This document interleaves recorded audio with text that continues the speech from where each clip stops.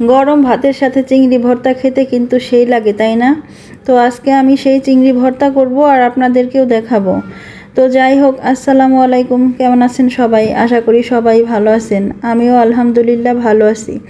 তো এখানে আমি খুবই সামান্য তেলে ছোট ছোট চিংড়ি মাছ আর হচ্ছে 2-3 কোয়া রসুন আর অনেকগুলা কাঁচামরিচ আর অল্প একটু হলুদের গুঁড়ি দিয়ে খুবই সুন্দরভাবে ভেজে নিব। আর হ্যাঁ, আমি সাথে কিছু ধনিয়া পাতাও দিব যাতে ফ্লেভারটা সুন্দর আসে। তো অল্প জালে ভাজি করতে হবে, কারণ আমি যেহেতু সামান্য পরিমাণ তেল দিছি। বেশি জাল দিলে কি হবে, চিংড়ি মাছটা পুড়ে যাবে, তাহলে কিন্তু খেতে ভালো লাগবে না। ছোটোবেলা থেকেই মাকে দেখছি এভাবে ছোট চিংড়ি আনলে তখন এই ছোট চিংড়ি দিয়ে পাটায় বেটে ভর্তা করছে। তো সেইখান থেকে আসলে আমারও শেখা, খেতে ভালো লাগে।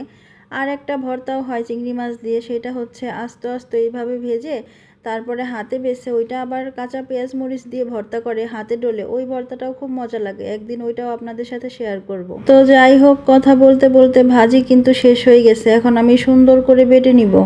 আর হ্যাঁ, একটু মিহি করে বাটবেন, তাহলে যে চিংড়ি মাছের যে কাঁটা আছে ওই কাঁটাটা আর ভাত খাওয়ার সময় হাতে লাগবে না। তো যাই হোক, দেখেন কিভাবে বেটে নিতেছি। আর হ্যাঁ, আমি কিন্তু একটা পেঁয়াজ কেটে নিছি, ওই পেঁয়াজটাও এখন দিয়ে দিব। পেঁয়াজটা ভাজলে কিন্তু ভাল লাগবে না, এইভাবে কাঁচাই দিতে হবে। আর হ্যাঁ, পেঁয়াজ কিন্তু একদম বেশি মিহি করা যাবে না, এরকম আস্তে আস্তে, যাতে কিনা মুখে লাগবে, ভাত খাওয়ার সময় মুখে লাগলে কিন্তু সেই মজা লাগে।